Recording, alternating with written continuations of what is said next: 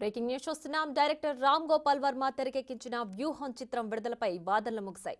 రేపు సినిమా విడుదల నేపథ్యంలో తీర్పు ఇవ్వాలని న్యాయవాదులు కోరారు. దీంతో మరి కాసేపట్లో తీర్పు వెలువరించనుంది తెలంగాణ హైకోర్టు.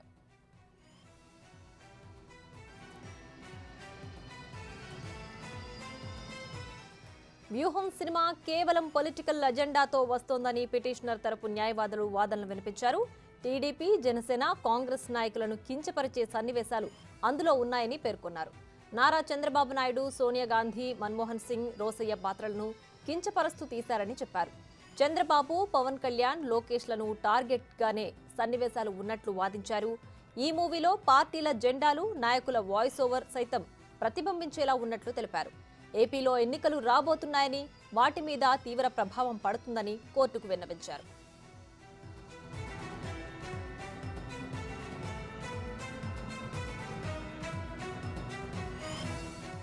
మరోవైపు సినిమా విడుదలపై తమకు ఎలాంటి అభ్యంతరాలు లేవని సొలిసిటర్ జనరల్ నరసింహ శర్మ కోర్టుకు చెప్పారు. సెన్సార్ బోర్డు అన్ని పరిశీలించే అనుమతిచ్చిందని, అభ్యంతరకర సన్నివేశాలను నిపుణుల కమిటీ తొలగించినట్లు పేర్కొన్నారు.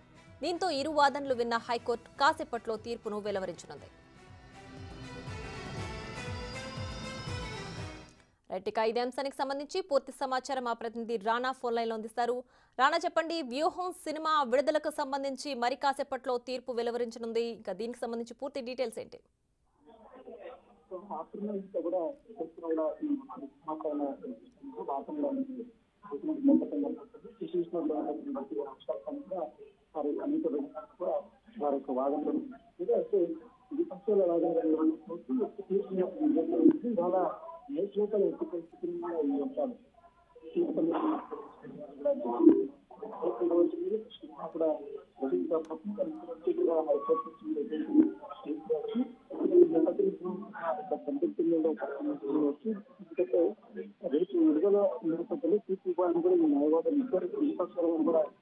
కోరారు. ఇంతవరకు కూడా విద్యుత్తో మాకు అభ్యంతరం లేదు. సెంట్రల్ బోర్డు అన్ని పరిశీలించాల్సి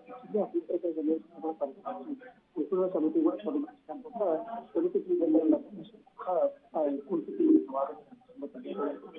మొత్తం నారా చంద్రబాబు నాయుడు చంద్రబాబు పవన్